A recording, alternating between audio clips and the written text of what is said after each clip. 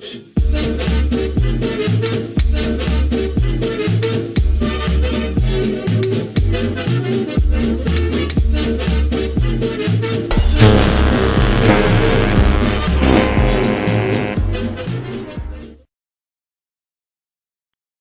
everyone, welcome to Drydock episode 66. This is the first Drydock of the month, so it is of course the Patreon edition.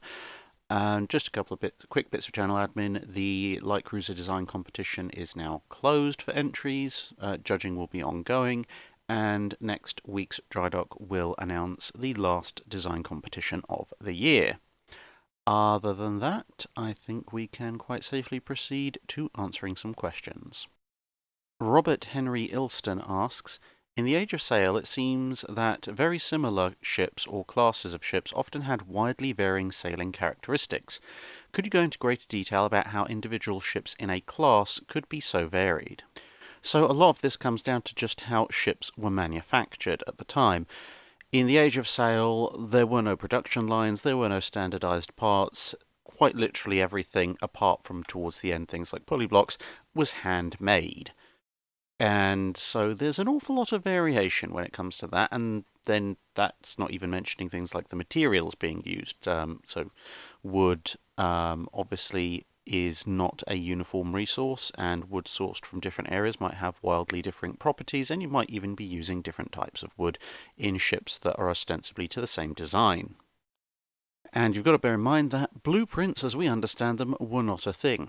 There were drawings of ships, but the raid on the Medway by the Dutch Navy is actually a good example of pointing out how ships were designed and built at the period, because one of the British officers who escaped took with him models, which was a bit ridiculed at the time, but was fairly critical, as mentioned in the video on the Medway raid, because the detailed ship models were actually effectively three-dimensional blueprints, which were used for the construction of ships.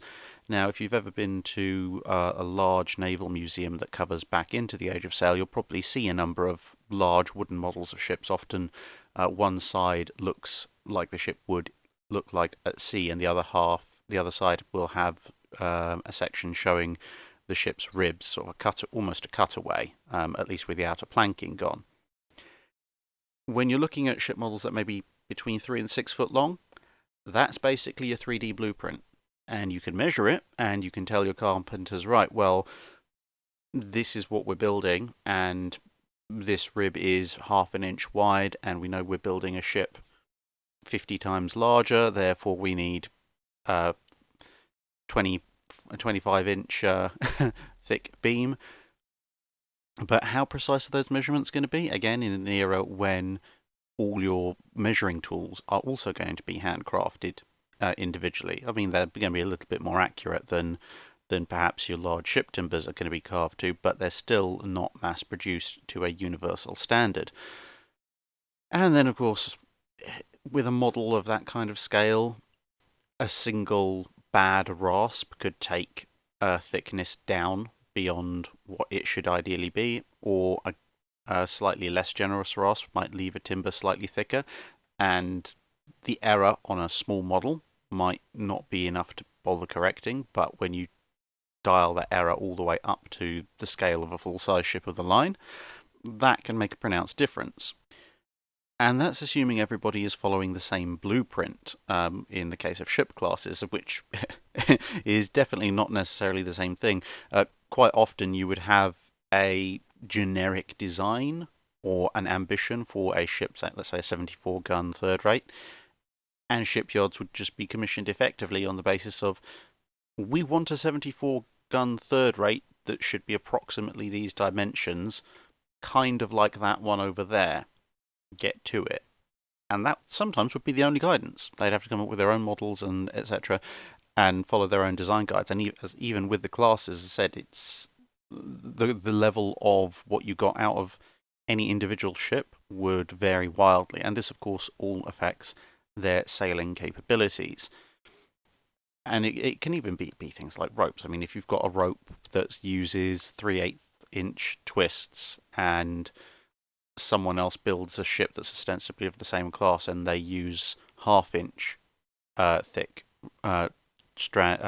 twists on their ropes, that's going to massively increase the weight of the ropes and the rigging, and the fact that these are heavier duty and therefore stiffer ropes is going to mean that the sailing qualities are going to be different, because it's going to react very differently and when it's under stress and load. And all of that is going to change the ship's sailing qualities as well. So between the hull and the rigging and the sails, the materials and the dimensions all being slightly different, and in some cases significantly different, you end up with massively varied sailing characteristics. Plus, of course, the build-up of marine life. If a ship is, say, a copper-plated ship that's kept relatively close to home, it's going to have a consistently higher top speed than a ship that perhaps isn't copper-plated or partially plated and has spent most of its career out and about in the far oceans, where it's not really had much opportunity for regular cleaning. And as ships go on in their life, with the more heavily they're used, obviously with wood, all ships are flexible, but wooden ships especially, they'll start to flex and bend out of true. They'll have battle repairs, patching. Obviously, with odd bits of wood, it changes the distribution. It might change the shape of the ship, etc. And all of that is going to affect the sailing qualities as well. So yeah, it's when you look at paintings, you might think, oh yeah, Age of Sail, these ships all look much the same.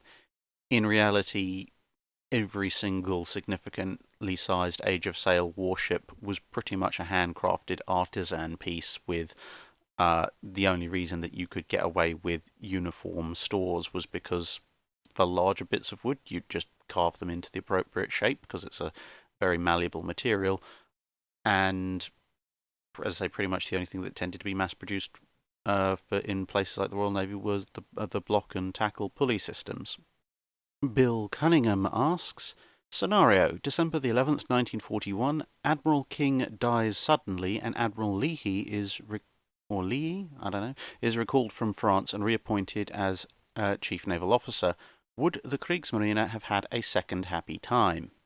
Well, although it's not an especially high bar to clear, the good Admiral Leahy was somewhat more well disposed to the British than Admiral King was, so he would be far more likely to want to learn and implement the lessons that the British had already learned and shared from the early years of U-boat warfare, in World War II at least. So there certainly would have been a lot more active measures, convoys, blackouts, etc., which would have hampered the German efforts to sink ships, although it must be said that the US Navy, bizarrely enough, didn't actually have that many anti-submarine escorts available when the Germans started sinking ships off of the US coast.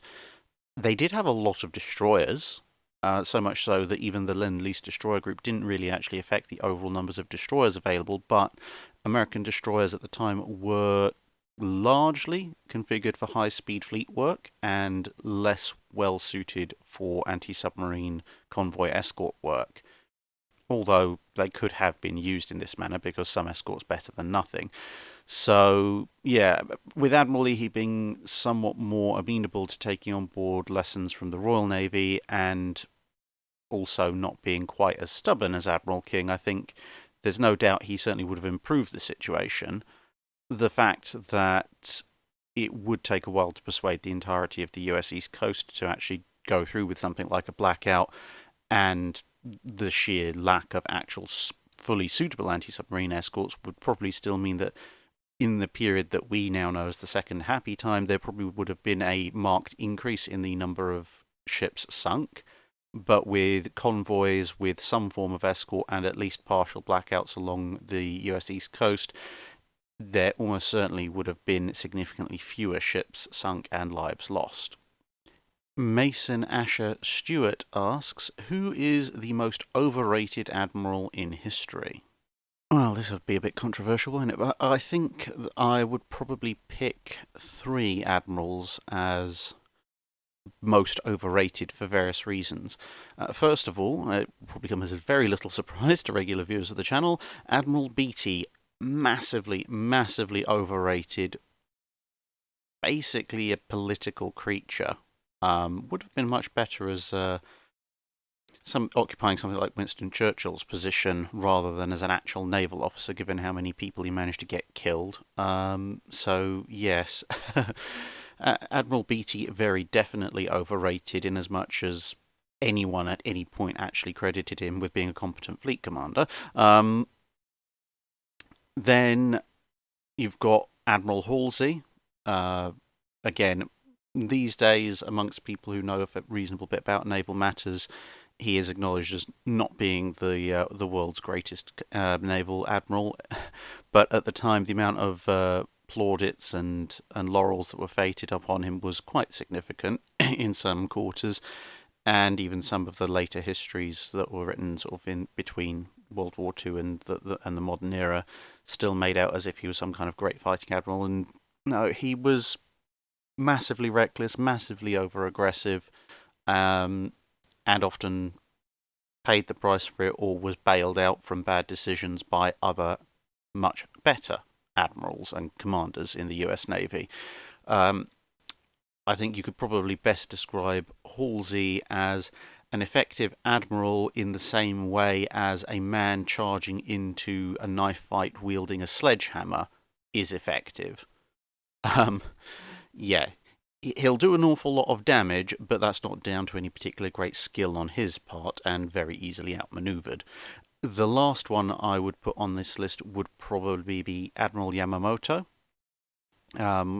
Quite often you see a lot of sort of speculation. Oh, well, what would have happened if Yamamoto had stayed in command and his plane hadn't been shot down, etc., etc.? Well, we actually kind of know. Yes, he organised Pearl Harbor. He was also the one who ran and organised the Battle of Midway from the Japanese side, and, well, that didn't go particularly well for them, did it? And unlike pop history, which sort of goes Pearl Harbor, Midway, dead, he did actually end up supervising quite a number of naval engagements between Midway and his eventual death at the hands of a P-38 Lightning. And although the Japanese Navy did win a number of victories, especially in various engagements like Savo Island and Tassafaranga in the Guadalcanal campaign region, the Japanese Navy came out of the various engagements that Yamamoto ordered them into, when you look at them all in a cumulative form, with a relatively impressive kill list, but massively diminished strength, to the point that arguably the Japanese Navy would have been in a stronger position going into the rest of the war if it hadn't fought any of those battles. So, yeah, he wasn't a bad admiral, but he was fighting a losing war, and a number of his decisions resulted in losses that the Japanese Navy could ill afford and perhaps could have avoided if other tactics had been taken on board. So, again, overrated. And as I say, outside of Beatty, the other two weren't awful, especially Yamamoto, but they are definitely overrated. Christopher Dent asks, what was the overall naval doctrine and strategy of the Roman Empire-Republic? Did they maintain a navy in the classical sense of the word, or would modernish naval principles be completely alien to a Roman stepping out of a time machine? Well, the Roman Empire is such a large and long-lived entity that it's impossible to pin down any kind of single official naval doctrine and strategy of the empire. I mean, apart from anything else, it lasted so long that the very ships that they used varied massively along with tactics and competence. But when we're looking at more the sort of the classic Roman era, because technically you can go right up all the way to the final fall of Constantinople as the length of the Roman Empire. But if we're looking at sort of that classic period in the sort of first century BC through to like maybe fourth or fifth century AD, initially, back when it was still a republic, the first iteration of Roman naval doctrine and strategy was we don't have one. Right up until the Punic Wars, where they fought Carthage, which had a navy and had an actual naval strategy and doctrine, and then it turned out that, oh, actually, maybe we do. And initially, the Romans weren't very good at it, because they just thought, oh, well, we'll build a warship. How do we do that? No one knows? Okay, we'll build something, and then they all got destroyed. Then they eventually came across a beached Carthaginian warship, like, I see where we're going wrong. We'll just build 100 copies of this. And then they all got destroyed because, apart from anything, they didn't realise things like storms in the Mediterranean needed to be avoided when you're sailing a relatively lightly built galley or trireme. It is very much a bit like that Monty Python sketch regarding castles and swamps, really, because then they went and built another fleet, and then they fought the Carthaginians, and yeah, lost horribly. And then they were like, well, okay, so this whole navy thing isn't really working out for us. What are we actually good at? I know, we're really good at land warfare. Is there any way that we can make sea warfare into a kind of localized land warfare? Because then we'll win. And so they developed the Corvus, which was basically a gigantic railed gangplank type thing on a rotating base with a massive iron spike at the the top when it was hoisted up. And that the idea of that was, instead of doing the sort of very classic Grecian and Carthaginian and Phoenician elegant manoeuvring, ramming, etc., etc., it became more of a sail closer. I literally want to hit them with my sword, drop the Corvus, pin the enemy ship in place so it can't use its superior seafaring skills against you, and then pour legionaries across and cut everyone to pieces. That worked fairly well for them. The Carthaginians didn't know what to expect, and soon enough Roman supremacy was established. Once the Roman Empire, as you classically think about it, had kind of been formed, there wasn't really any naval opposition for them to worry about because, well, they owned all the coastlines. They had to worry about pirates and such, so the Roman navy went from its kind of we're really an army, only we float stage to more of an anti-piracy type operation and army transport and logistics as a side thing. This is why when Julius Caesar was sailing around the Mediterranean, ended up being captured by pirates. You might think, well, hang on a minute, this is the height of the Roman Republic, obviously verging on the imperial period. How on earth could someone as high-ranking as Caesar, pre-being, emperor or Caesar, as in the classic sense, be captured by pirates? And well, it's actually fairly easy to be a pirate in the Mediterranean in the Roman period, at least at that point. He, of course, once he got free, led a massive campaign to eradicate them, but that was generally the use of the Roman navy for a good portion of its existence in the Mediterranean. They built fleets to facilitate the invasion of Britannia. They built little patrol ships armed with ballistas and stuff and such like to patrol up and down the rivers in Germania. And later on, they did work on some rather much larger ships. So when you had the battles between Mark Antony and Octavian, it was kind of a weird hybrid of the old school, let's turn everything into an infantry engagement, mixed with the more eastern Mediterranean, let's actually try and have some proper naval tactics here. So that was the classic Roman Empire. As things developed, as the Roman Empire began to lose territory, things became independent, and the Mediterranean became a lot more hostile with other powers operating in it. You started to see evolutions of their tactics much more towards a proper seafaring navy, to the point that when you had eventually the Eastern Roman Empire, i.e. Byzantium, etc., dash Constantinople later on, the Byzantine navy was a much more refined actual naval service. But hopefully that gives you some answer to your question. What is Moo asks, are you familiar with the writings of Admiral Gorshkov, in particular Sea Power of the State? I'm curious as to your thoughts about how Gorshkov and his theory compares / ranks to other naval theorists such as Mahan and the influence of sea power upon history.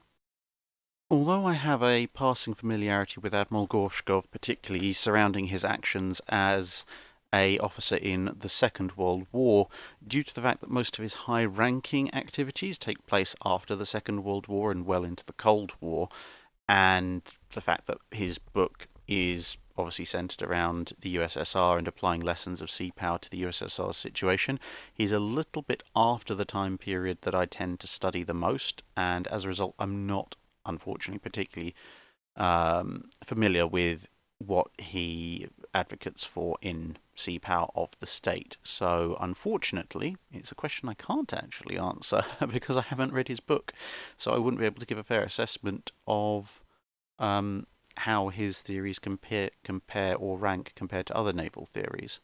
But it's certainly something I can look into in the future. Video Dude 26 asks, what happened to the Vichy French fleet in French Indochina after the Franco-Thai War? Well, the French fleet wasn't especially large. It was one light cruiser, the L'Amour Piquet, I think, which is this one here, and four, well, they're called avisos, effectively for that read colonial gunboats. So after the Franco-Thai War, L'Amour Piquet, as far as I can tell, remained in French Indochina, where it would eventually be sunk by US aircraft in 1945, and some of the gunboats were also stuck around in the area and ended up either being scuttled or sunk. One or two others of the gunboats that were around seem to have been reassigned. One of them in particular was involved in rescuing survivors from the RMS Laconia in the southern Atlantic later on in the war, and that ship actually survived well into the post-war environment before eventually being scrapped. So it's a mixture. Some got relocated and ended up doing other things, and some of them, including the light cruiser, basically just stayed in the area until they were sunk or scuttled. Michael Jones asks, if you could captain Warspite in a world war, would you choose World War I or World War II, since World War II has the superstructure of Doom, but in World War I she was one of the most powerful ships at sea? I think I would choose World War II, not just because of the superstructure of Doom, but also because you actually get to do something. I mean, Warspite's career in World War I consisted of a little bit of patrolling, Battle of Jutland, and a lot more patrolling. And I'm sorry to say, but sitting around Scapa Flow and looking out at various views of the North Sea in its multiple stages of grey, not especially attractive as a as a sort of a 3 to 4 year career option.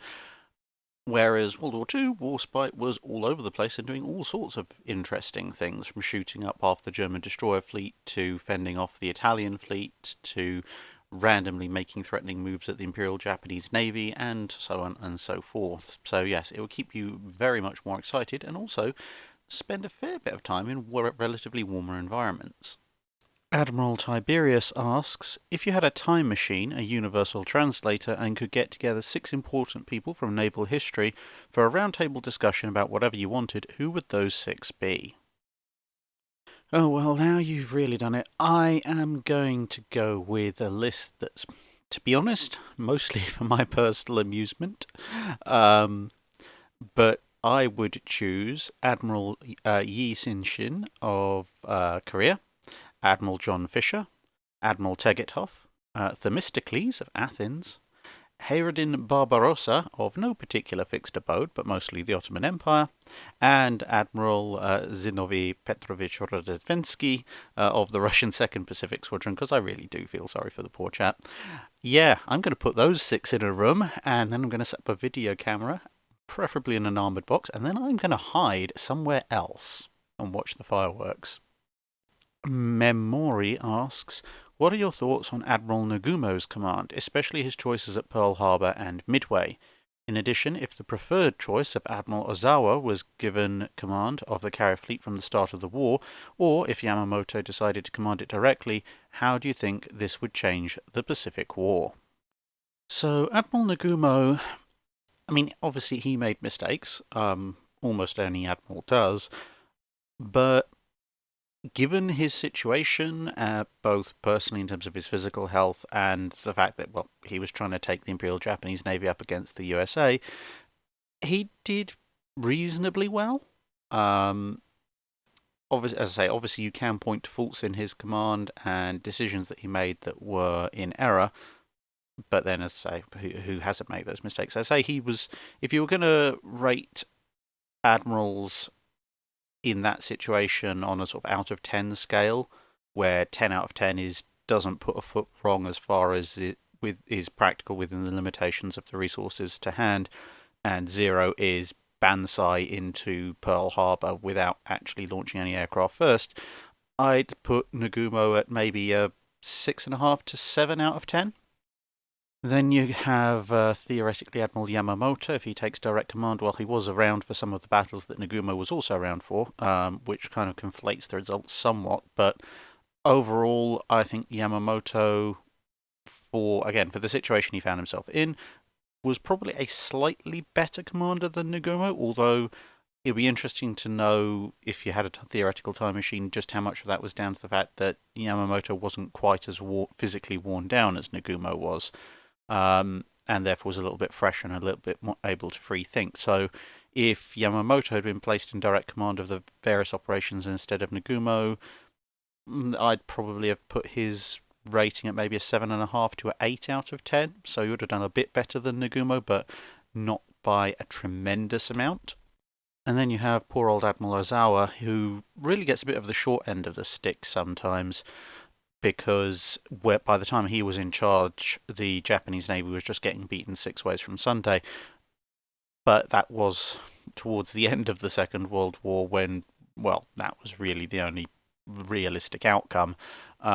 And he did as good a job as he possibly could. He was certainly an incredibly capable admiral, and he managed to, in various engagements, either extricate surprisingly more shipping than you would have expected, given the forces' sort of balance of power at the start of the fight, and he did occasionally manage to snipe off the odd American unit here or there, and as a result, he is rightly regarded by most historians who look into the operational theatre of the Pacific War in detail as one of Japan's more capable, if not possibly the most capable flag officer that the Japanese had at the time.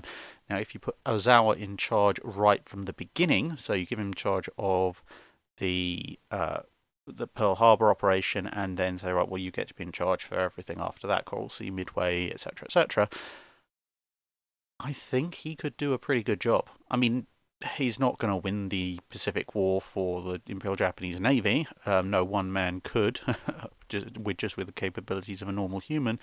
But he definitely ensured that there were a lot more local defeats, things like Savo Island and Tassafaranga going on. And with him in charge, you might even see slightly better results for the Japanese Navy in some of the larger engagements. I mean, some of the factors, like some of the first big blows struck at Midway, and even to an extent some of the stuff at Coral Sea, was down to pure luck. And no matter how good your commander is, you can never out-command pure luck. But to a certain degree, luck is sometimes dictated by circumstance. And circumstance, a commander most definitely can affect. So, yeah, I would say Admiral Ozawa on a sort of 8, let's say 0 to 10 scale, will probably rate it as an 8.5 or 9 out of 10. So if you replace Nagumo with Ozawa, I think the Imperial Japanese Navy is probably going to do substantially better. What that substantially better looks like, I say, is somewhat down to luck, but I suspect that the Great Marianas Turkey Shoot might not quite be the Turkey Shoot that it historically was, although by that point the chances of the US losing are slim to none. I mean, they're pretty much slim to none in a war terms expectation from the start, but in terms of individual battles, I think Ozawa would pull off a number of either narrow victories or score draws, as opposed to the tactical victory but strategic defeat that characterized most of the big battles, and there'll probably be a few more outright victories on the smaller scale engagements as well.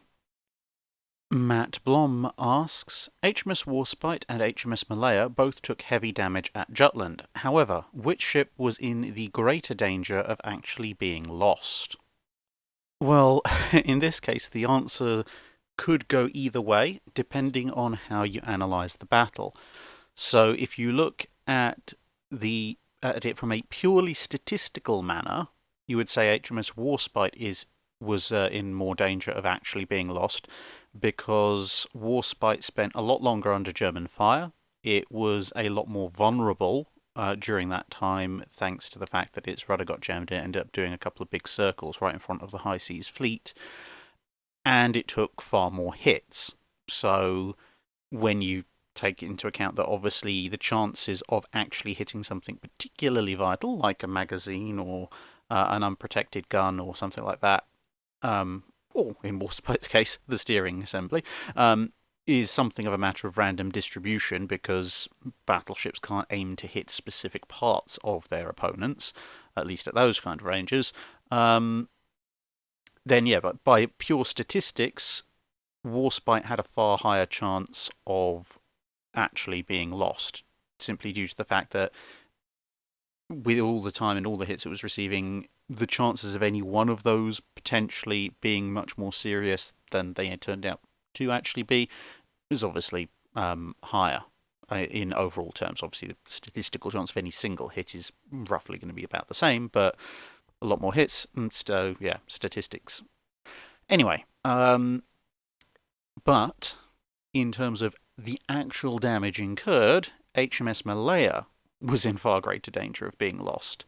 Because although Malaya took significantly fewer hits, it was at the tail end of the 5th Battle Squadron when it made its turn, so the Germans had had the most time to zero in, and it really took something of a pounding from the High Seas Fleet, to the extent that the reports of the time state that salvos were falling over and around Malaya about at the rate of about 6 per minute, which, considering that the rate of fire of the battleships at Jutland was approximately a salvo per minute, you're talking about half a dozen or more battleships firing at Malaya at any given time, which is something of a scary prospect and makes you wonder how she survived. And the answer is, well, she almost didn't. She took comparatively fewer heavy hits compared to Warspite, but this is the thing, we're talking about statistics, random distribution of hits.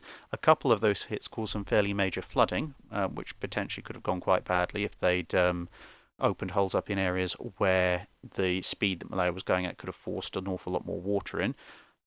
And she also took a hit to her secondary battery, which at the time was the all-casement 6-inch armament, and that started a fire in there. And if you know anything about the Battle of Jutland and fires within areas of British ships that contain ammunition, they're not usually very good news. In Malaya's case, obviously, it did not in fact detonate like a giant firework. However, there was a chance that that could have happened.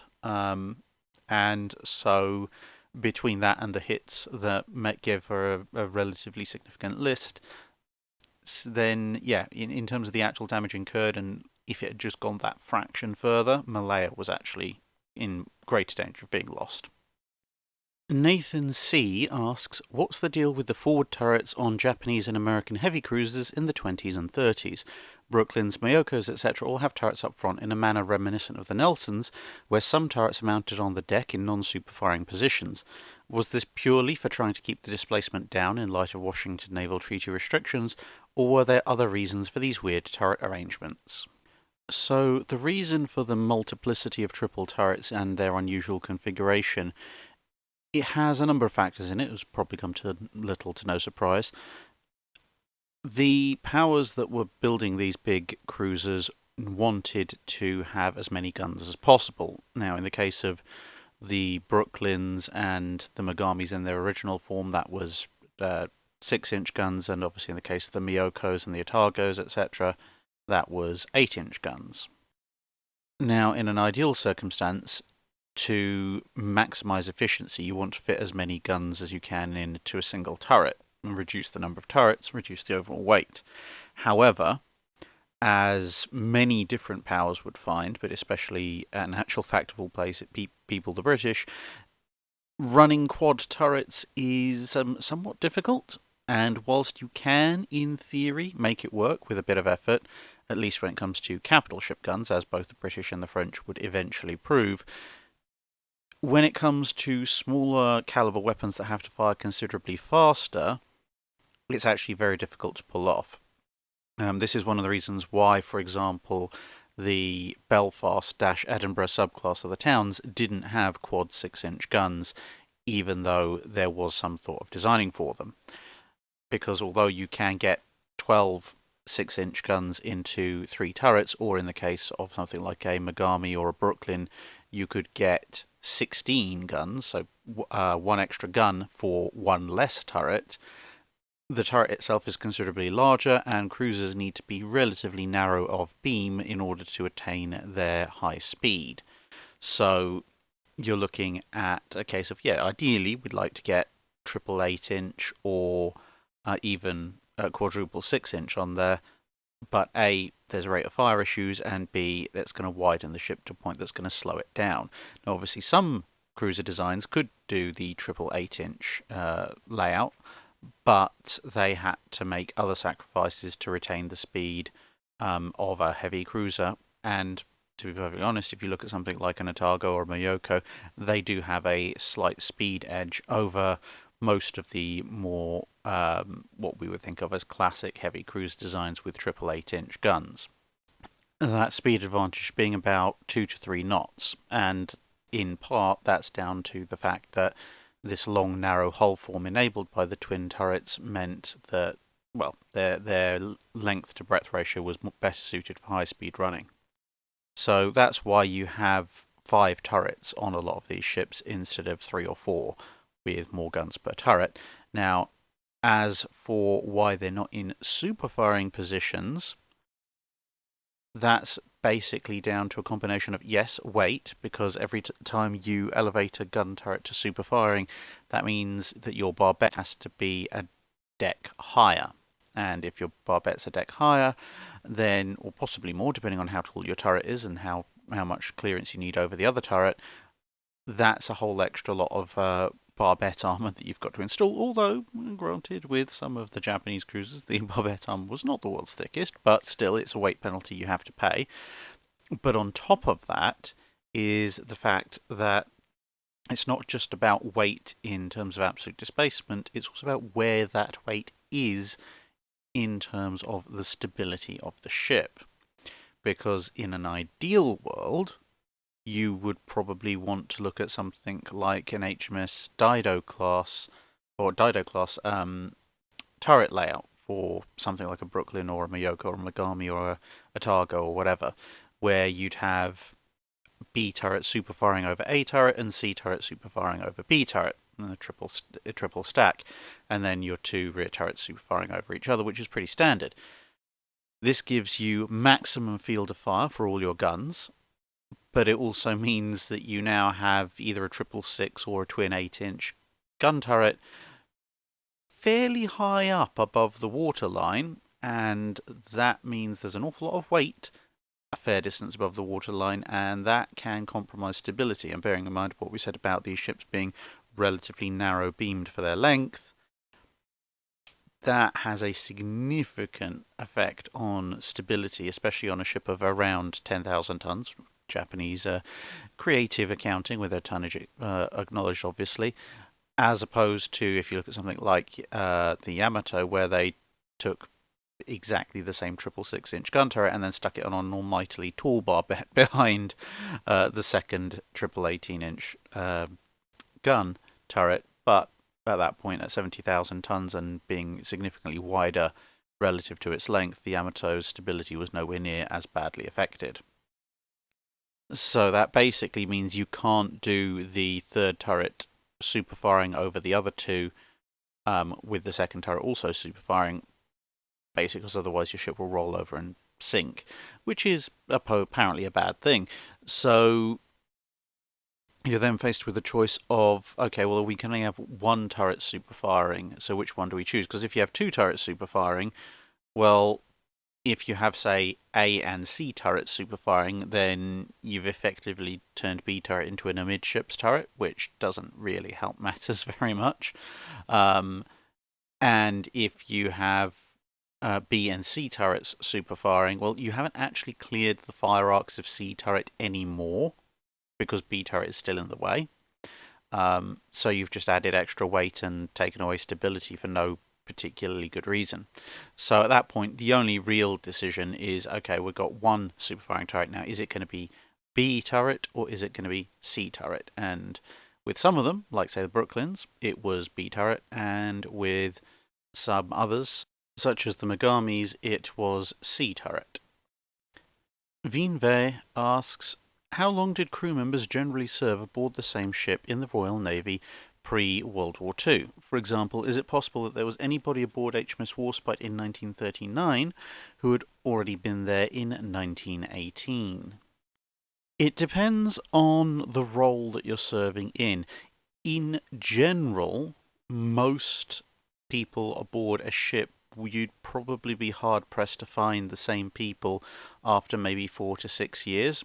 And in times of war, that could be shortened considerably further, as crews would be shuffled around from ships that were going into deep refit or repair just to keep the strength of other ships that were basically putting into port for a refueling up. Um, and also it depends, as I say, on exactly what kind of people you're talking about. So, officers quite often would move between ships on a fairly regular basis. One of my own slightly remote but still proximate ancestors seems to have changed ships according to their service record about every 3 to 4 years as they moved up the career ladder. If you're one of the more static ranks, you might well serve on a ship for a longer period of time. But bear in mind that back in those days, and to a certain extent these days as well, ships were being paid off at the end of commissions fairly regularly. So even if you were with a ship for a longer period than 4 or 5 years, let's say you're on board one of the R-class battleships just after the First World War, at some point it's going to go into a refit, and once it goes into that long refit, the crew's not going to be needed aboard there very much, apart from maybe a few engineers. So they're going to end up being reassigned because the Navy has better things to do with its crew than let them sit around for 2 years while they strip their ship down and rebuild it from the ground up. Now, that's not to say that exceptions didn't happen, they always do, especially in areas of particularly specialist skills. So perhaps if somebody has come up through the ranks and they show particular aptitude for a very particular aspect of technology that's found wholly or almost wholly on that ship, or very few other ships in the fleet, then they might end up serving on that ship for a considerably longer period. I'm thinking particularly of engineering and gunnery crews. So, for example, if you were one of those unfortunate engineers who had to try and unpick the many, many problems with the Nelson class's triple 16-inch guns, if you started off at one of the lowest ranks as a gunnery mate at that point, you might find yourself serving aboard Nelson and or Rodney for a considerable portion of your career, because they're the only two ships with those kind of guns, and to be honest, the fixes between Nelson and Rodney may very well be different. At the same time, engineering plant, for example, if you served aboard HMS Hood, then your understanding of extremely large, extremely high capacity engine plant would mean that by the time the 20s had really begun to roll on, your best deployment opportunity is probably going to be Hood, Renown, or Repulse. And given that Renown and Repulse are sister ships, there's a slightly bigger pool of people to draw on from there. So it's possible that then you might end up serving as an engineering officer for a considerable portion on the Hood due to its unique requirements. Warspite, for better or worse, in your example, is quote unquote only a Queen Elizabeth class battleship. There's a fair number of them, so you might end up with someone who's served aboard a Queen Elizabeth class from 1918 through to 1939, but it would be very, very difficult to find someone on Warspite who'd been there for 20 odd years. David Blanchard asks, I heard that carronades were originally designed for merchantmen to fight off pirates and privateers, and also that the Carron Company ran a marketing campaign by running stories on the effectiveness of the guns to sell the guns to the British government. Can you give a brief history on the development and adoption of the carronade? Well, you're not wrong. You see, basically the reason why the carronade came about was because when you were a merchant ship, you didn't really want to be engaging in a gunfight all that often, and due to the fact that you were more concerned with, well, being a merchant ship and the crew had other duties and it was a relatively small crew to start with, the sort of the number of men needed to man a full-sized long gun or multiple long guns and then fight them was quite considerable, and so with that draw on the ship's crew, practice on the long guns didn't really tend to happen that much. But this was a problem because if you've got a smattering of 6 and 9 pounder long guns and along comes a privateer armed with 12 or 18 pounders and they've got a lot more crew than you and they've got a lot more guns than you, well, you're not really going to stand much chance of holding them off. However, unlike warship engagements, almost every engagement with merchant ships was at short range on the basis of two things. One, well, it's a merchant ship, as we just described. Their gun firepower is not going to be all that up to all that much, so you might as well close in so you don't miss. But two, if you are attacking a merchant ship at this period in the Age of Sail, it's far, far better both for prize money purposes and also just for sheer ease and economy of shot to get close in and force their surrender under a hail of fire rather than plink away at long range, because it's just going to expend a lot more of your powder and ammo for roughly the same result several hours later, and you're very unlikely to actually sink anything. So these two factors dictated that engagements with merchant ships would end up at fairly close range, and the idea of the carronade was that you could, with a relatively few weapons, match the broadside firepower of a raiding ship or a privateer, at least in terms of overall shot weight, with this carronade that was, let's say, shorter, lighter, but could fire a fairly large ball or shot or canister or whatever, but over a fairly short distance. The other advantage of the carronade is that, as you can probably see from the picture, it's very much more a simple weapon as compared to a long gun, being much easier to maintain, being relatively simple to use. It needed a smaller crew, which meant that between lighter weight and small crew requirements, you could actually have more of these on a merchant ship than you could with long guns. The long guns' advantage in range didn't really matter that much because, as I said, your attackers are going to be coming in close anyway. And then when they do come in close, a ship that's armed with sufficient carronades might just stand a chance of equaling the firepower of a small raider or a small warship. And that gives the ship an actual fighting chance against, as I say, small merchant raiding vessels, as opposed to no chance whatsoever. Now, the Carron Company itself didn't have the best reputation in British government and naval circles, and the fact that they tried to sell the whole thing as, well, what possibly one of the world's first fully integrated weapon systems, where when you got the carronade, you got the ammunition and everything else with it as a single package. That actually did make the carronade slightly more efficient than having to buy ammunition separately, possibly from a different supplier. But nevertheless, it was viewed with some suspicion. Plus, in actual naval combat, where long range fire did definitely have a place, the short range of a carronade was seen as potentially a liability, and this is part of the reason why during the latter part of the 18th and into the early 19th century you have the slightly odd condition of ships going out to sea rated at a certain number of guns and then usually carrying significantly more than that, and that's because the British and others didn't tend to trust the carronade completely.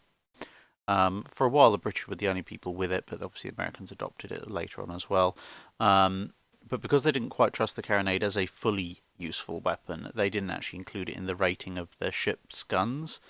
So this is why, if you look at Victory's nominal rating of guns compared to the actual number of guns that were on board it at the time of Trafalgar, you notice you come up too short, and that's because the two 68-pounder carronades at the front were not included in the ship's listing. And then when you get down to smaller ships, if they're carrying perhaps an upper deck that's full of the things, you might end up with a ship that's, say, rated for 32 or 36 guns, but is actually carrying somewhere in the mid-40s if you include the carronades.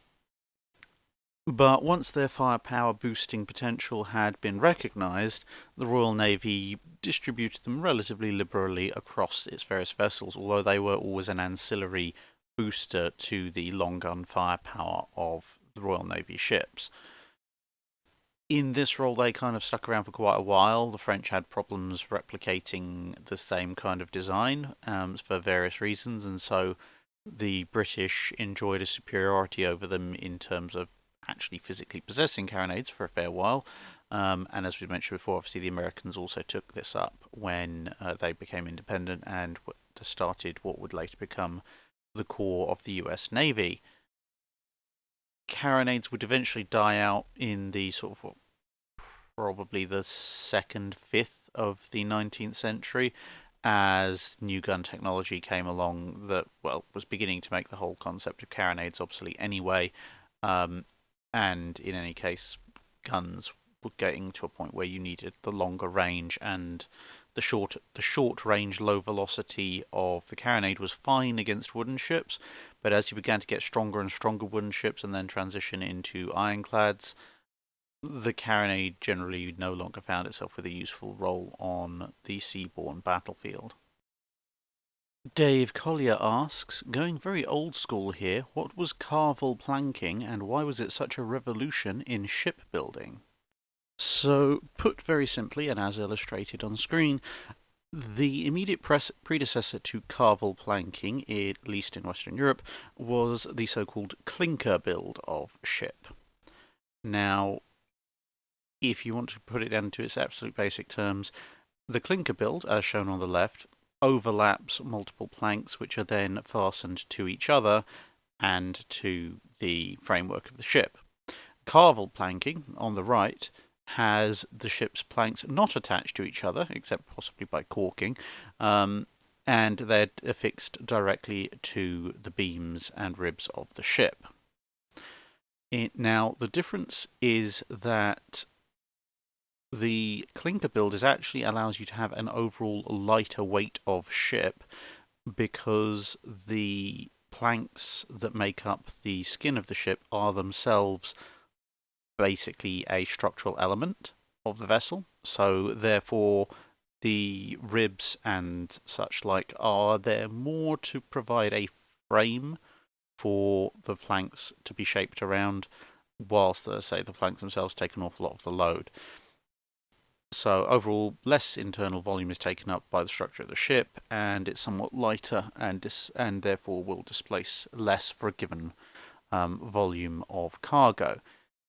It also has the advantage that if you're looking at something like, say, a longship from the Viking era, they can twist and bend and warp in high seas because the various planks obviously twist and bend and warp, and when they do that, because they are such an important part of the structure itself bends, and that gives them a certain amount of resilience. However, there are some problems with this kind of construction. Firstly is the fact that because the planking is part of the ship's overall construction, a compromise to the ship's planking can often result in complete structural failure of the ship.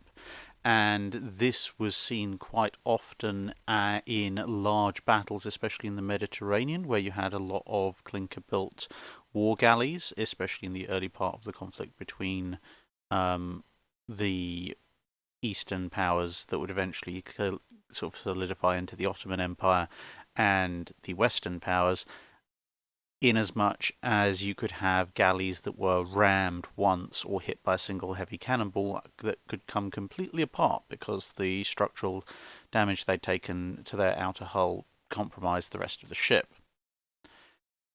And once you got above a sort of small to medium-sized vessel, the fact that your entire vessel was shifting and warping was actually turned into a bad thing, because the proportional warping of the ship became so great that it would start open the seams and the joints between the various planks, and then water starts coming in, and then everyone has a very bad and slightly damp day. Now, that's not to say that ships shouldn't warp. In fact, they should. Even the biggest ships that exist these days do warp and bend with the water.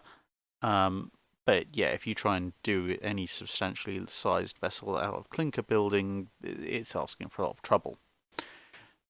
Now, with the Carvel style of planking, because the the various planks that make up the ship's outer skin are not actually attached to each other, they are not a structural portion of the ship. They don't form an integral whole shell. They are individual items. This makes them easier to replace, and it means that if someone smashes a hole in one, you're not losing part of the absolute structure of the ship. But at the same time, that means that the load of the ship is now distributed almost entirely, not completely, but almost entirely on the keel and the framework and the ribs, which then means you have to make those a lot more massive. So for a given size of ship, a Carvel ship is heavier, but stronger. And because it's stronger and it doesn't flex quite as much, it's much more able to ride out heavy seas at larger sizes. So a clinker-built ship hits an upper limit on what you can practically do without it pulling itself apart much sooner than a Carvel ship. So a Carvel planked ship can be significantly larger, hold out a lot better against the weather, and because you have to build this much heavier frame and ribs, which obviously is an overall disadvantage somewhat in terms of overall volume and cost, but it does mean that to compromise the ship's hull structure as a whole, you have to break some pretty substantial ribs, which is a lot less likely to happen, and this in turn means that your ship is less likely to sink. And as for the reason why it was such a revolution, was basically just for the reasons we just talked about. It meant that all of a sudden ships could expand significantly further in size than they could previously, to a degree that, in terms of relative displacement and length increases, it was a degree that probably wouldn't be seen again until the introduction of the diagonal framework bracing by Seppings and Simmons in the early part of the 19th century, and then later on with the advent of iron hulls in the middle of the 19th century. Lewis Maskell asks, Sir Max Horton was a pretty effective submariner in World War I, but by World War II his career was best known for being on the other side of the fence, hunting submarines. Are there any other officers of the period that had a similar role reversal? Well, there is going to be a rather large pool of those, actually. Inasmuch that in the time period covered by World War I and World War II, there will have been an awful lot of officers who in World War I were battleship or cruiser captains or admirals, who by World War II would find themselves having to deal with being in command of and managing aircraft carriers, the things that were largely responsible for the eclipse of the big gun in naval warfare. So that's something of a role reversal that a lot of admirals and such like had to undergo. Obviously, you've got relatively famous ones like, say, Admiral Yamamoto, starting off his career fighting the Russians at the Battle of Tsushima. Very much a gun admiral, but by the time of World War II has had to come to terms with the Japanese aircraft carriers being the main striking power of his fleet. And some transitions are less successful than others. For example, the captain of HMS Glorious was a former submariner, and, well, there are many reasons for the Glorious being lost. The German Scharnhorst class battleships having a fair bit of a say in the matter. But yeah, let's just say that having a former submariner suddenly thrust into the role of commanding a gigantic aircraft carrier was perhaps not the Royal Navy's wisest decision that year. And to give one more example for the sake of having a nice even spread, you could even say someone like, say, Admiral Jellicoe. Even within World War I, obviously commanded at the Battle of Jutland, so very much a fighting admiral in charge of a fleet of battleships. But by the latter stages of the war, he was actually having a large part of the dealings when it came to the British merchant convoy system. So he went from at sea fighting enemy battleships from the bridge of his own battleship to fighting a large and widespread submarine network, mainly in aid of directly protecting merchant vessels from an office in the UK mainland. So yeah, that's some examples, and if people want more, I can give more. Loose the Lynx asks, if you by chance won a multi-million-pound lottery and you wanted to construct a personal yacht to sail the seas, what warship would you reproduce to be your yacht? Well, if we're going purely for the personal yacht standard, I think I'd take a county class cruiser because, well, look at it. It basically looks like a small ocean liner already. It's got the speed, it's got the hull volume, it's got the portholes. If I'm going to use it as purely a luxury thing, it's got the speed as well. So yeah, purely as a luxury yacht type object, a county class cruiser would probably definitely be the way to go for me. Although if you're going to box me into a battleship and say, "Oh, you've got to take something that is actually a full-on capital ship," I'd actually probably take refit New Mexico class, as shown here. And there's just something about that really sharply raked bow. And if you're looking at a cruiser, a private yacht type cruising operation, so much deck space. I mean, something like Hood or Vanguard would be fun, or Iowa, but the crewing requirements and the fact that Vanguard aside, they seem to have an awful lot of water going on places that probably shouldn't be. If you're going to go slow and steady, you might as well go in style. And the New Mexico's definitely has the style. Gabriel A. Hawkins says, not to scare you with my musical preferences, but there's a band called Clutch, and they released in 2015 an album called Psychic Warfare. On the cover of the album is a picture of a twin turret. And basically, do you know what battleship or heavy cruiser this is? So here is the album cover in question, and as he mentions in the extended part of his question, yes, you could just Google it, but I decided to have a little bit of fun and look into it from first principles. So what can you tell from this picture? Well, I mean, obviously it's been edited to take out anything above the turret level, but the turret is flat, it's vertical, I mean, and it's slightly curving, so this means it is an older style, sort of Ericsson Cole style turret. So that immediately rules out basically anything built in much past the very first few years of the 20th century. So we're probably looking at a late 19th century vessel. Secondly, the actual openings for the guns are pretty short, vertically speaking, compared to the size of the guns. So the elevation of the guns isn't going to be particularly great, and that moves us even further back. So we're probably definitely in 19th century territory, because if this was one of the very few sort of biscuit tin or cheese box turrets that were built in the 20th century, these openings would be considerably larger to allow the guns to aim considerably higher. Next is the fact that, well, there's a Socking Great statue in the middle, and although a number of navies in the 19th century did take this kind of thing into consideration, I was immediately struck by the thought of the great ornamented bow ornament that USS Olympia had. And then I remembered, oh yes, well, I say, although various navies did do this kind of thing, the US Navy in the latter part of the 19th century was relatively big on its decorations. So I hazarded a guess that this was going to be a US pre-20th century warship, and given the, I mean, obviously you can't tell the relative size because there's no body actually standing there, but given the build of the guns, these look like fairly substantial guns, so you're going to be looking at either an armoured cruiser or a battleship, at which point that actually narrows the field quite considerably, because based on my hunch that it's an American vessel, there weren't that many American armoured cruisers and battleships using this kind of turret.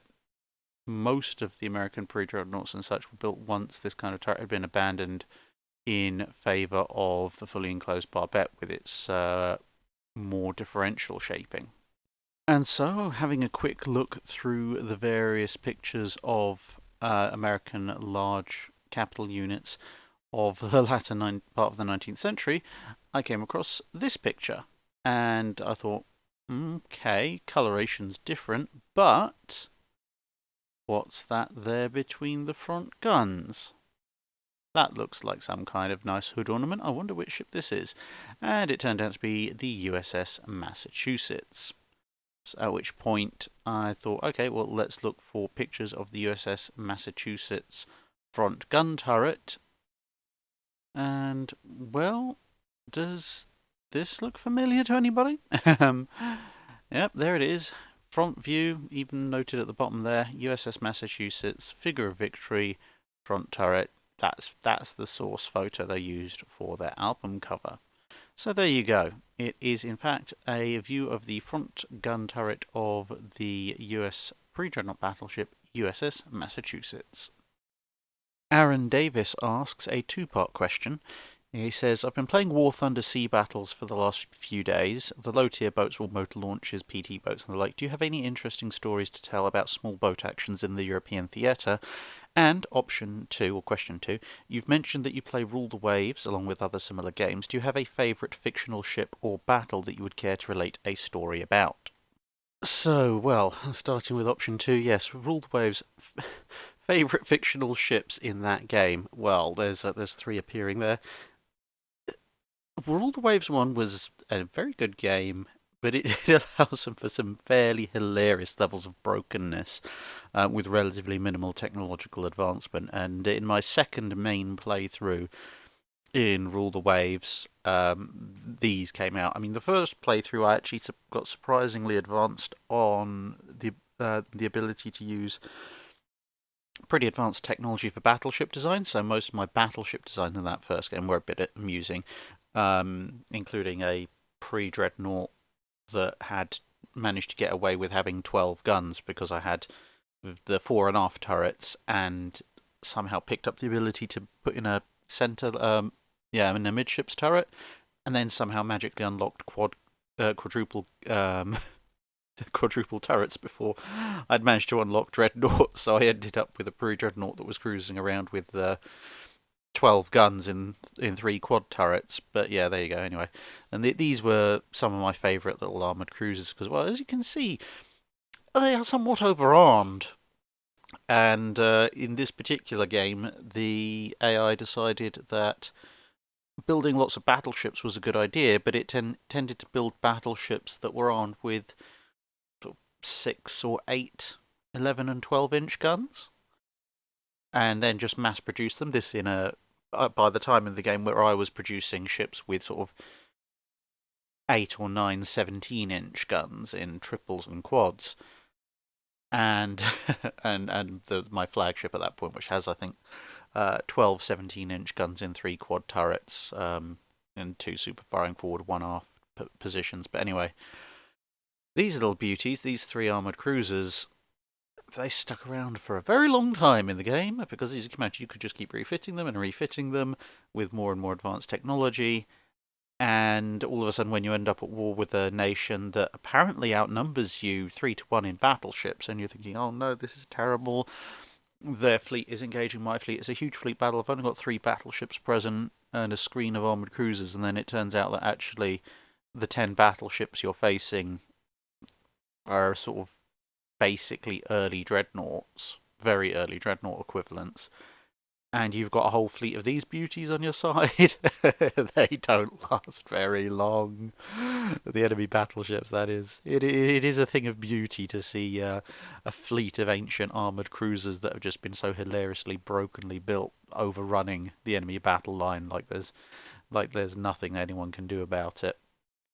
Now, in terms of small boat actions in the European theatre, yeah, there are quite a few interesting stories and actions that I do plan to bring to light in various videos at some point.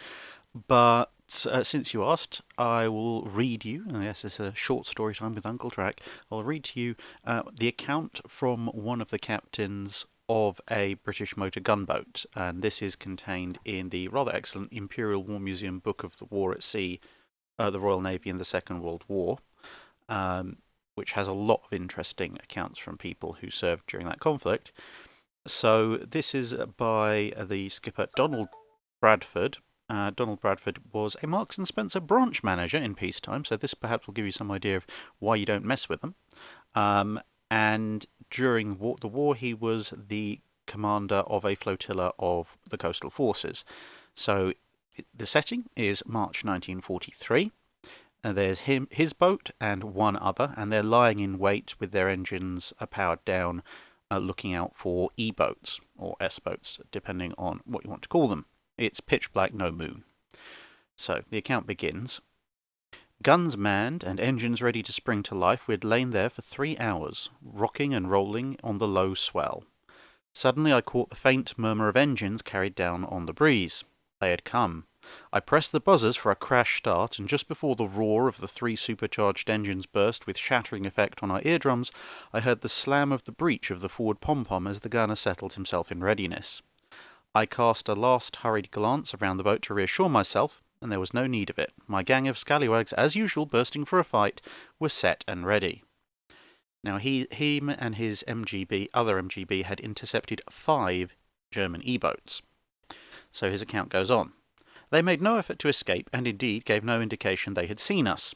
I closed at speed until at a range of about 40 yards I felt the moment had arrived and ordered open fire. At 40 yards my guns couldn't miss. The E-boat shuddered and jerked as the gunners smothered it with high explosive. The opposition was feeble, a small squirt of light machine gun fire from the E-boat, but it hit the magazine of an Orlecan, and the remaining rounds burned and exploded. However, there was nothing to be done about it in the thick of the action. I concentrated on a quick kill and edged in closer. I could see large chunks flying off the E-boat's hull, and the deck lifting as our heavy stuff ripped into its side and exploded. Frank was enjoying himself with the twin light machine guns on the bridge just behind me, squirting into the E-boat's bridge as fast as he could replace the empty pans. He was practically sawing it in half. The empty rounds rattled around our bridge, spattering my ears and down my collar in their hundreds. We pressed in closer to 20 yards. The Orlecan came back into action again. The crew had torn off the burning magazine, thrown it overboard, and put in another. With a belch of flame from the E-boat, her decks folded back as if hinged. She disintegrated and disappeared. I ducked as a deluge of wood and metal rattled down on our decks. The leading E-boat was about 50 yards away, slightly ahead of us and firing at us. The other E-boats had vanished, as had my partner after them. I risked a depth charge from the leader and cut across his wake, opening fire on him as I crossed. He was turning rapidly to get away, as I increased to full speed to overtake him and drew up on his port side at about 40 yards range. My guns were hitting him heavily, we had him cold, and then the forward pom-pom jammed. I decided to ram rather than risk his escape. Ringing the signal for ramming stations on the alarm bells, I grabbed the wheel from the coxswain and spun it hard to starboard as we bore down on him. We hit about 20 feet from the stern. The sharp bronze shoe on the bows of my boat bit into the soft wood as she lifted and rode partly over the low afterdeck of the E-boat. I could feel her crunching her way through deep into her vitals as the E-boat broke. The stern came off and slid down my starboard side, and the remainder down the port side. We had bitten straight through.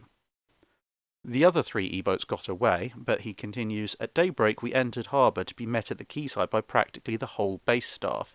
We received a tremendous welcome. It was the first time for many months that the E-boats had really been decisively defeated on our convoy route by a boat from Yarmouth. And that gives you just some idea of how fast and exciting the life of a motor gunboat captain could be.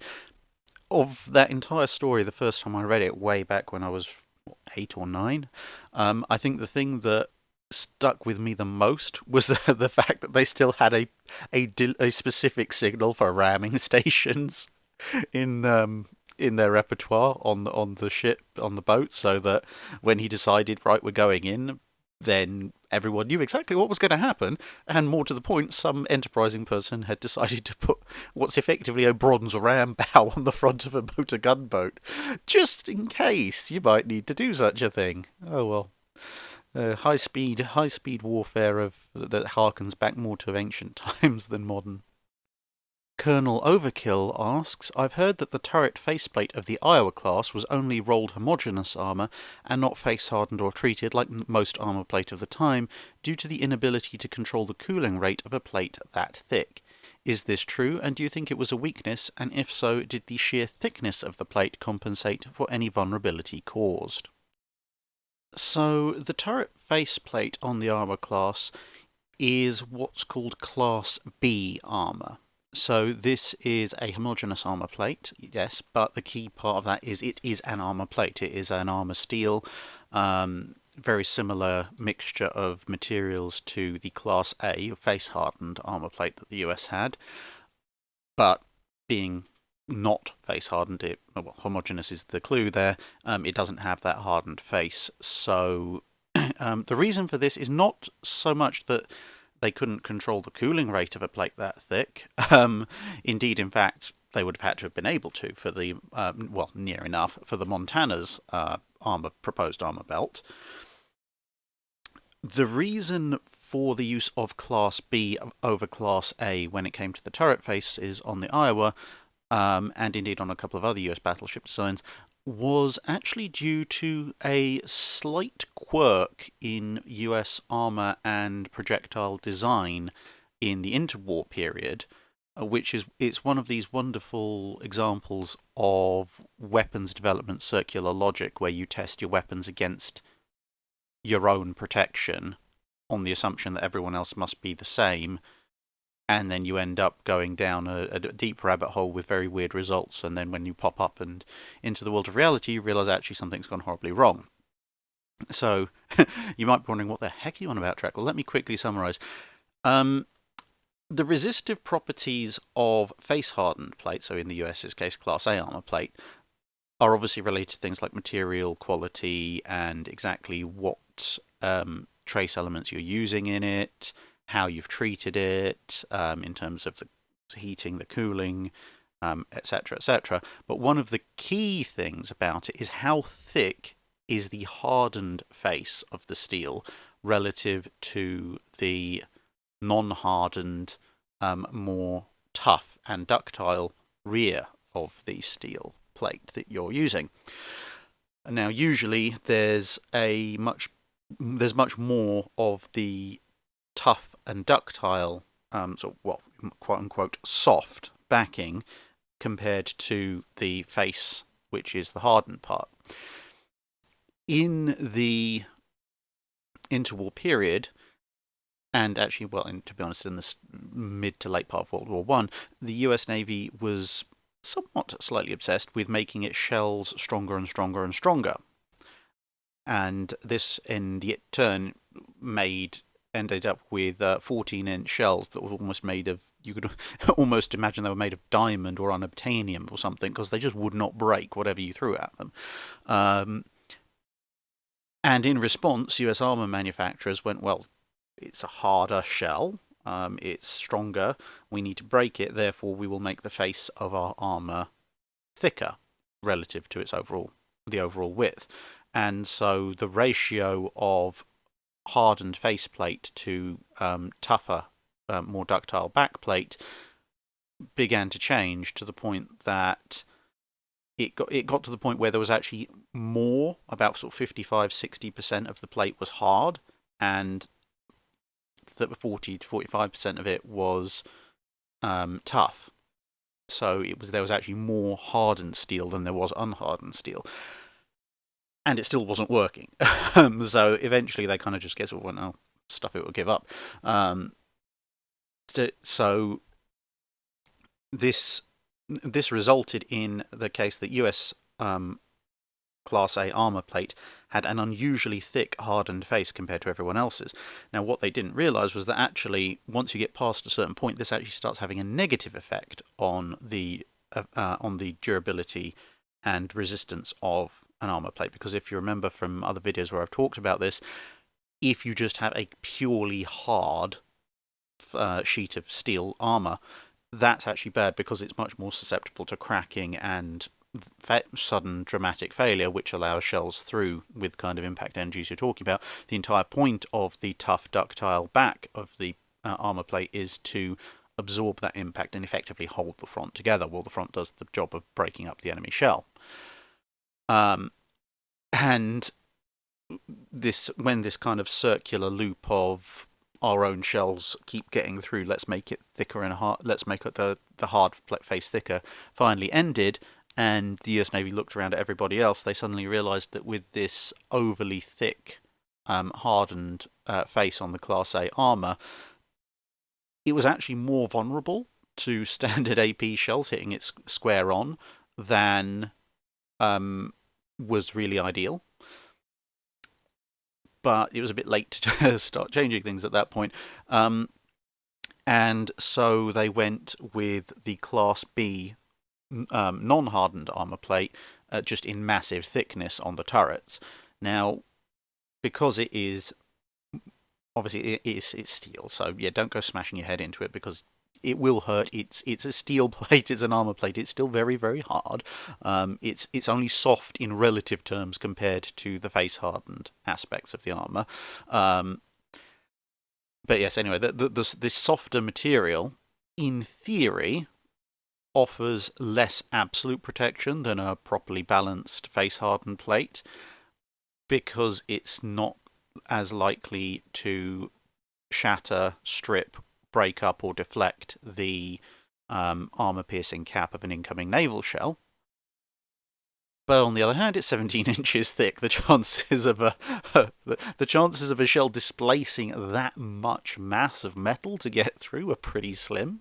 And as I say, it's still a pretty tough piece of material, and it doesn't have those negative effects that the overly deep hardened face of Class A armor could be exploited for.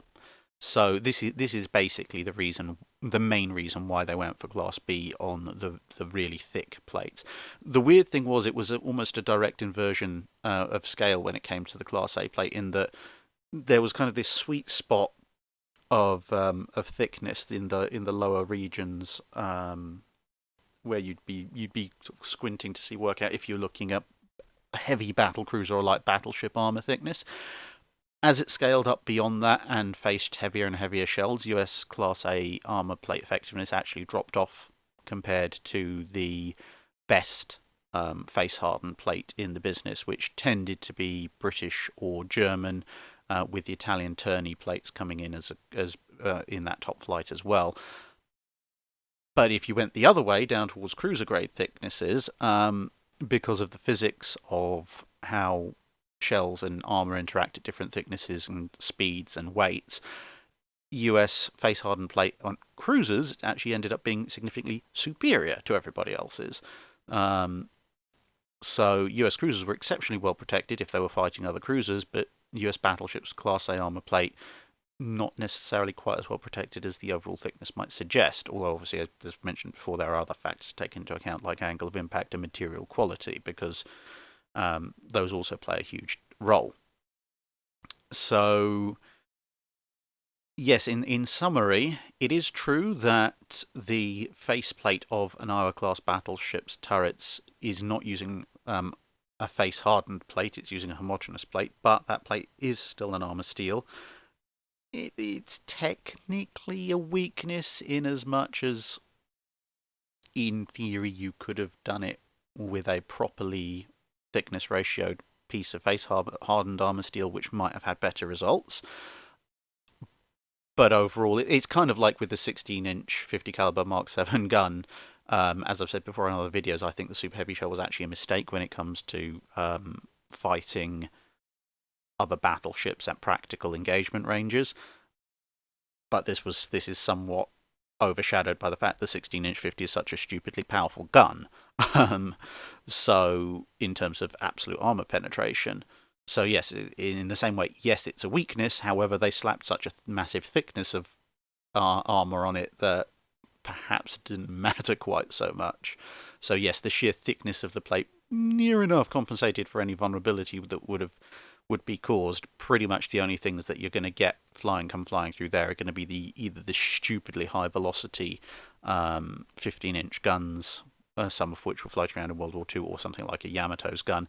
And even then, that's going to happen at fairly close ranges, to the point that, as I've said with various other scenarios, yes, it's a theoretical thing that could happen, but at the point that it actually happens, you have much bigger things to worry about. In this case, would be things like, why is the Yamato class so close we could launch our boats into a boarding action? which is probably more of a concern than the fact its shells are now going to punch through your turret faceplate. But there you go. Dames Wild asks, given that Argentina was neutral but leaning towards Germany, and that the Graf Spee crew ended up going there to be interned after the scuttling of their ship, why didn't Captain Langsdorff go straight to Buenos Aires instead of Montevideo and donate the Graf Spee to Argentina like Goeben and Breslau were donated to the Ottomans in World War I? On the face of it, it's a perfectly valid question. I mean, you can see on the map here, Montevideo, they're parked nicely in the middle as part of Uruguay. And then there's Buenos Aires further in, and it's even in the same river estuary, and thus the same kind of overall harbour. So you might think, yeah, well, Argentina, Germany is in sort of leaning in Germany's favour. Surely they should have gone there instead of Montevideo, which kind of in the British sphere of influence and more likely to strictly adhere to the rules of war in terms of neutral port activity, and even actually bend them in the British's favour if when asked. But there were a few reasons why the Graf Spee went to Montevideo instead of to Buenos Aires. One of the key ones is what you can see on this slightly closer in map of the time and of the incident. Now you'll notice that unlike the general shot where you just see, oh, yeah, lots of blue water, you'll notice that just to the west of Montevideo is a kind of dogleg marker that's marked dredged channel to Buenos Aires, and this is one of the key concerns. Going into and out of Montevideo, although there is a bit of a sandbank, as you can see pretty much in the middle of this picture, the Graf Spee would have a relatively large freedom of action if it needed to leave port in a hurry, like, say, if there were a bunch of British ships out there that might want to destroy it. You can see there's the arrows. There's three possible ways for Graf Spee to escape between various shallows and shoals if he leaves Montevideo. So he's got a wide range of action, three possible escape routes. If he goes up to Buenos Aires, he has one route, and it's a narrow dredged channel. Now bear in mind that although the British cruisers had fired torpedoes at the Graf Spee during the engagement, but they had missed, if the Graf Spee is limited to proceeding at limited speed down that channel, it's very, very narrow, very confined, at which point it's effectively a fish in a barrel for any remaining torpedoes the British might have. And then they have a choice of either accepting a spread of torpedoes or evading and going aground, neither of which is particularly favourable for Graf Spee. Additionally, the channel, although it's dredged, was not that much deeper than the Graf Spee's draft, which means that there's a risk of it taking in weed and silt and other such things, which might foul up the intakes for the engines. And again, kind of important if you need to make a break for it. And then lastly, you've got the issue that making this kind of snap decision, which to an extent it was because Langsdorff was caught in the middle of a battle, he communicated his intentions to High Command, and they said, yep, sure, go for Montevideo. So from basically what it comes down to is from the perspective of someone who's trying to quickly dash into port to make the necessary repairs to then get back out to sea and away again before the British can bring overwhelming force to stop him, going into Montevideo makes an awful lot of sense. As it turned out, obviously, between the Graf Spee actually having some additional damage that Langsdorff hadn't necessarily fully realised at the time he made the decision, and a very well executed British ruse, which made him think there was a battle cruiser and an aircraft carrier waiting for him. It obviously didn't quite work out the way he'd planned, but based on the information he had at the time, if he'd gone into Buenos Aires, he would basically have been committing himself to being bottled up.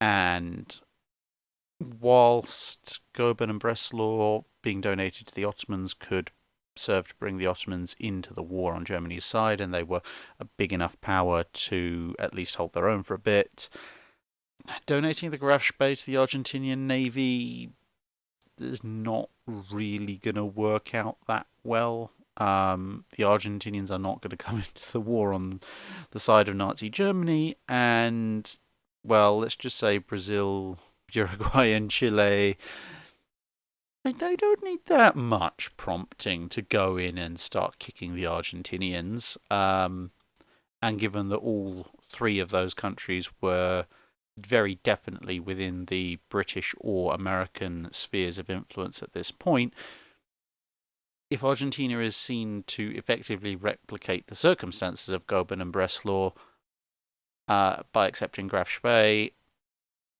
I think the Allies may have looked the other way or even given some quiet encouragement and technical assistance should the greater Chilean economic prosperity sphere wish to expand and Uruguay want to add a few little bits and pieces here and there.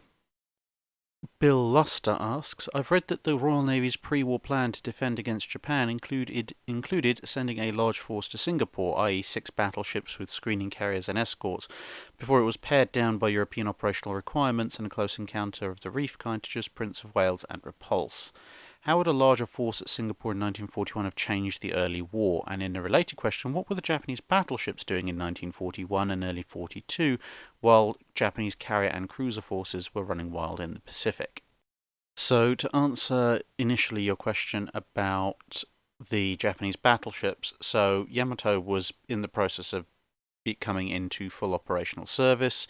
Nagato and Mutsu were mostly hanging around the Japanese home islands as a kind of defensive force, but they were still active vessels. The 4 14-inch gun battleships, the Fuso, Yamashiro, Issei, and Hyuga, were all effectively in reserve. The Japanese didn't actually rate them very much because of the combination of their 14-inch guns combined with their slow speed. Now, it might seem a bit odd to say, well, how can a ship with 12 14-inch guns be considered obsolete? Well, especially in a navy like the Japanese, where they pretty much needed every platform they could go for. Well, remember, the Japanese were mainly focusing, as you said, around the carriers and cruisers, and even the Nagato class were being pretty much as their left for home defense on the Japanese home islands, because even though they were substantially faster than their predecessors, they still weren't fast enough to keep up with the carrier forces. The Congos, on the other hand, were around supporting both carrier and cruiser groups, pretty much on the basis of the fact that even though they only carried 2/3 the armament of the two 14-inch battleship classes, they were actually fast enough to keep up with things, as were just about the Yamatos, which is why when you look into a history of Japanese capital ships and who did what in World War II, it's basically a story of the Congos and the Yamatos, with very occasional forays when absolutely necessary by the Nagatos, Fusos, and Isseis. Simply, let's say, just because of their speed and to a small extent the obsession with the decisive battle that was still current in some circles of Japanese naval thinking. Now, as for the Royal Navy's Far Eastern strategy, that varied an awful lot in the run-up to World War II. In the early 1930s, when Japan was seen as the main strategic enemy, the deployment was intended to basically be as much of the Royal Navy as Singapore could support, hence why they were trying to redevelop it as a massive naval base, albeit on a bit of a shoestring budget. By the late 1930s, when it was recognised that a European conflict was probably the more likely, this had been downgraded to the Revenge class battleships, which at the time there were 5 of them, obviously prior to Royal Oak being sunk, and they were basically intended to be a defensive force, because, well, to be perfectly honest, if you're still thinking of in terms of battle line concepts, 5 Revenge class could quite happily kick the living daylights out of any Japanese battleship force they were likely to send that they were aware of at the time. Obviously, that doesn't include Yamato, but at the time they were drafting this plan, A, they still thought Yamato was using 16-inch guns, and B, Yamato was nowhere near complete. They knew the Japanese would have to retain some battleships for home defense, and they also were fairly confident that if the Japanese reached as far as Singapore, they probably would have annoyed the Americans enough, either indirectly or directly by invading American territory, such as the Philippines, that they'd have to worry about the Americans as well. So they weren't thinking that 5 Revenges versus the 6 true Japanese battleships plus the Congos, plus maybe whatever the Yamato eventually turned out to be, was a fight they could win. They were thinking more in terms of either the Congos or maybe the 14-inch gun battleships, bit facing off against the 5 Revengers, just to make that clear.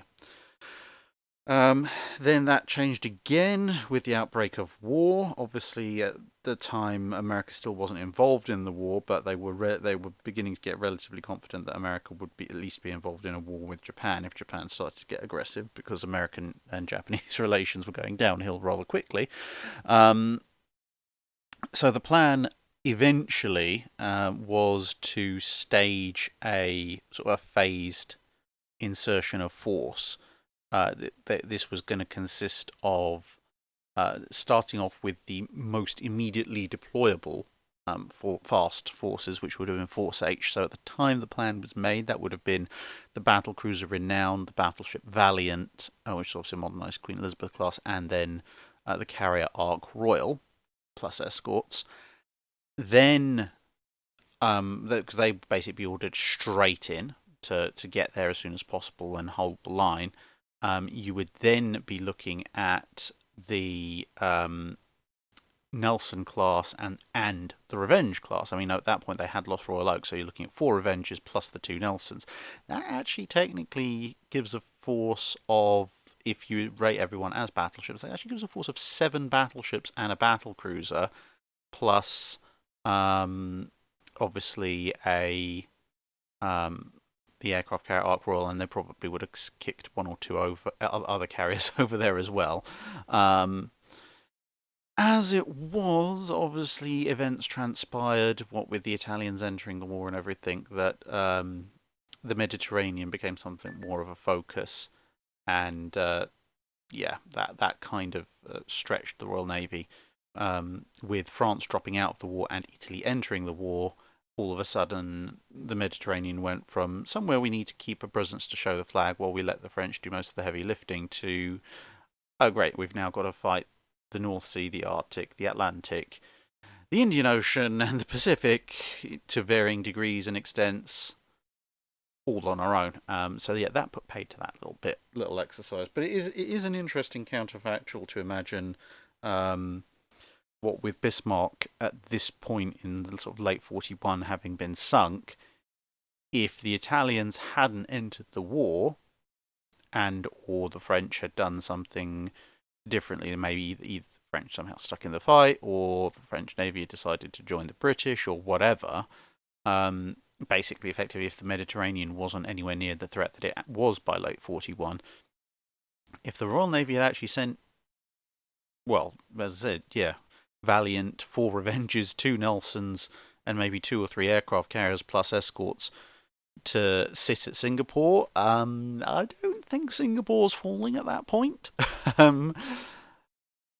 How many casualties they might sustain from Japanese air attack is a rather sobering thing to think about, albeit that if they have 2 or 3 carrier hulls available, and obviously they realise the threat that they're under, and that if they sort of try and not necessarily overload them, but heavily load them with fighters, they might be able to keep up enough of a screen to keep themselves relatively safe. But it certainly would affect Japanese thinking rather dramatically if you've got if the British suddenly turn out to have a numerical advantage in gun-based capital ships over the entire Japanese Navy at the time, plus the Americans obviously coming from the other direction. That could lead to a rather interesting scenario. Apart from anything else, it would actually give the Americans a second base to pull out to base out of if they wanted to. Now that would be an absolutely fascinating scenario. I know it's going a little bit off topic, well, because we've kind of answered most of the question there, but just referring back to the question, how would it have changed the early war? I suppose it's still answering that question quite a lot. I mean, as a worst case scenario for the Allies, it diverts the Japanese attention for a while they try and swamp the place with aircraft to try and bomb and torpedo them out of existence. Obviously, Singapore not falling means the Japanese will tie up a lot of ground troops in that area as well, and the Allies are able to base more forward in terms of taking the fight to the Japanese. I suppose the ideal scenario would be some kind of link up. Obviously, not necessarily expecting the US Pacific Fleet to base out of Singapore, but with a friendly base in the area held by a fairly substantial force. They may not necessarily have to sort of leave from Pearl Harbor, go out, conduct a battle or a strike, and then come back again. They could, in theory, keep some defensive forces at Pearl Harbor and then send a task force or two sort of almost kind of around the Japanese, making sort of sniping strikes as they go, maybe go sort of via Northern Australia and link back into Singapore. And then all of a sudden you might end up with, say, okay, maybe Hermes will be there for moral support, but maybe something like Illustrious. Obviously, this is assuming that Ark Royal doesn't get sunk by German U-boats as well, which is a little bit sad. But anyway, you might have Illustrious, Ark Royal, Hermes, Yorktown, Lexington, Enterprise, Hornet, plus maybe North Carolina or Washington, Resolution, Renown, Ramillies, Royal Sovereign, Nelson, Rodney, not Royal Oak, obviously, because it's been sunk, plus obviously Revenge and Valiant, all heading out in some kind of massive, heavily armed, heavily air-covered steel fist, and that might well have smashed the Japanese flat in a rather decisive engagement around the time of a historical Midway. That would have been an interesting fight to see, to say the least. I can't imagine the Indian Ocean raid being tried with just the Congos if that force was waiting for the Japanese. Who knows? It might even the Japanese might even get their decisive battle. You never know. Interesting speculation. Might be fun to wargame if I can work out how to make the rules for it. Paul from Chicago asks, I was reading in Friedman's British Cruisers that early into war the Royal Navy worked on a plan of using cruisers to launch and maintain a fighter screen. Can you expand on this doctrine and the use of Royal Navy fleet carriers? So this plan stemmed from efforts that the British had made during World War One, specifically toward the end of World War One, where having worked out how to build temporary flying off platforms onto things like turrets of battleships, they'd gone a little bit nuts with this, going, oh, we can fit aircraft here and here and here. So it's kind of, you get an aircraft and you get an aircraft and everybody gets aircraft, to the point that the Grand Fleet at the end of the First World War could actually put up about 140 to 150 aircraft. Whether or not they'd get many of them back is another matter, but they could send them up there, certainly. And as we actually kind of covered in the development of carriers video, individually, the capacity of British aircraft carriers at the time was not fantastic, to put it mildly. Obviously, there were various reasons for this, but there you go, whatever. But anyway, so having taken that lesson to heart, and bearing in mind this was still very much immediately after the First World War, the capabilities of aircraft were not huge. So this idea was not as mad as it might seem if you're thinking about World War II era. But basically, someone worked out that, well, actually, the capabilities of fighter aircraft that can be launched from little catapults and platforms and such on cruisers and battleships are not exactly much different to those that are potentially launched from aircraft carriers. So by having cruisers, obviously being the most numerous large vessels in the fleet, by having them as well as the battleships carry and launch a bunch of fighters, this would free up space aboard the carriers to carry the much heavier torpedo bombers. So carriers would carry maybe a combat air patrol type arrangement for their fighters, maybe a single flight or two, and then they'd be able to devote most of their remaining limited space to torpedo strike craft, which in theory then would actually give the British carriers as much or more striking power as the larger and more capable Japanese and American carriers, whilst simultaneously actually giving the British fleet a superior fighter defence for a battle, because whilst the British carriers would put maybe a couple of dozen fighters into the air and potentially be very heavily outnumbered by whoever they were fighting, at the same time, if the British cruisers and battleships are able to put maybe another 140 fighters into the sky, which is roughly what they calculated they could do, then all of a sudden it's like, oh, hang on a minute, that's like nearly 100. So if you're pushing 160, 170 fighters plus probably about 120 torpedo bombers. That's actually a substantially scary force for 1920s era naval engagement. As I said, obviously, getting those aircraft back initially, when the sort of the difference between a high-powered float plane fighter and a wheeled fighter was not that great, was theoretically doable. Once it became clear wheeled fighters were rapidly beginning to outpace the capability of float planes, getting them back would have been fun. Maybe you might have been able to cram them all onto carrier flight decks until you could hand them back out again, but it probably would have been a little bit more of a one-shot thing later on, which is why it was gradually abandoned. Plus, it also gave ships a little bit of organic air defense if they happened to be detached in squadrons. So if you sent a cruiser squadron off to do a mission, then between the cruiser they might be able to put up a flight of fighters if they come under air attack, which was probably, to be honest, is probably actually a better air defense than 1920s anti-aircraft suites, all things considered. And finally, Koos Army 0001, I think, says, if you could pick 10 ships that have been sunk to be refloated and restored to their former glory, technical considerations aside, which would you pick? So I'm assuming this is all going to go into some kind of Drachinifel's naval museum. Now, by limiting it to ships that have been sunk, as opposed, and technical considerations aside, so I'm gonna take that as even if they've been blown to smithereens. Well, technically you could put them back together. So yeah, by limiting it to ships that were sunk rather than ships that went to the breakers or are indeed, in fact, museum ships. See, in this case, I'd actually be, if you're going with this, I would take a slight step away from my usual desire to collect the eclectic and the absurd.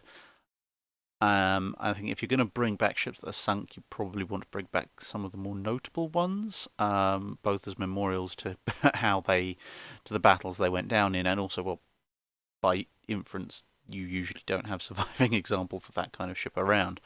So, with that in mind, I would say we probably want to bring back. Now, I'd be really tempted to bring back USS Johnston, but on the other hand, there are quite a number of Fletcher-class destroyers floating around still. But it could certainly remain in the reserve list if I can't think of another 10. I think I would go for Hood, because why not? And Bismarck, because that would be even funnier. So yeah, Hood and Bismarck. Probably Queen Mary and Lutzow, the German battlecruiser from World War One. That's another nice pair to have. Get both preserved battle cruisers and quite distinctively different ones as well. So let's see, that's 4. 3 of them are battle cruisers. That might tell you something. Then probably Strasbourg, one of the French Dunkirk class, because yeah, they look nice and they're very unique and technically sunk, so fits the criteria. So we're up to 5. Oh, of course, if you're going to bring back sunk vessels, you've got to bring back Yamato. I mean, we're going to need that thing when we need to take it into space and fit it with a wave motion gun. So, yes, Yamato. We brought back a Japanese ship. Do we bring back Mutsu? I mean, it did explode and sink. Maybe not. No, actually, no. No, we won't. We won't bring back Mutsu. We'll keep with Yamato. Then, I think for the sort of the 20th century ships, I think I'll round it out with bringing back the Borodino, Admiral Rozhesvensky's flagship at the Battle of Tsushima. Yeah, his tumble home French design battleship. That'll be an interesting one. And then MacArthur can feel happy as well with its old sparring partner back. So we're up to 6. So that leaves me with 4 to go after the more historical vessels that are awaiting us at the bottom of the ocean. So I'd pick Santissima Trinidad. Obviously, colossally huge, made of mahogany, possibly a step too far, but would be very amusing to have around. HMS Revenge, or just the Revenge, Drake's old flagship, the one that ended up fighting 50 Spanish galleons and then sinking in the subsequent storm. It was Drake's flagship at the Armada. That'd be a really nice thing to have back. So I think that puts us up to, does that put us up to 8?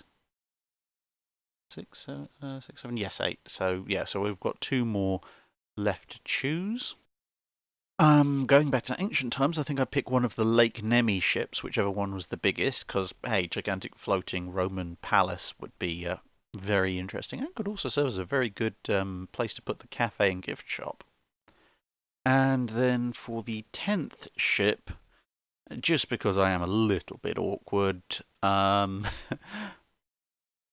I would go with, since we have magical time traveling device and all technical considerations are aside, I would pick whichever ship was the first human-built ship that ended up sinking. Just random. Let's randomly pick that out. To be honest, it'll probably be a hollowed-out log or something. But hey, if we've got the magical time traveling refloating device, we might as well use it to get something like the example of shipping, just to round everything out.